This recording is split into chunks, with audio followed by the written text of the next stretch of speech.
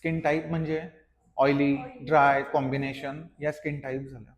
मग हे आहे की नाही आहे हे पहिला विचारणं गरजेचं आहे. बरोबर? स्किनवरती जेव्हा तुम्ही म्हणजे जेव्हा तुम्ही ब्राईडला बघता, तेव्हा तुम्हाला ते टेक्स्चर समजून येतं. तुम्हाला विचारायची गरज नाहीये. म्हणजे कुठे हे स्किनवरती बंप आहे का? पिंपल मार्क आहे का? म्हणजे हे सगळे टेक्स्चर झाले. सो मग हे काय आहे? हे आपल्याला बघायचं आहे, की नक्की किती प्रॉब्लेम आहे. बरोबर? मग तुम्ही ब्राईडला काय विचारणार? की तुम्ही पहिला तुमचं काय वेअरिंग आहे? समजा त्यांचे 2 मेकअप आहेत. एक नऊवारीमध्ये आहे, नंतर लेहंगा आहे किंवा नंतर आपली रेग्युलर साडी आहे.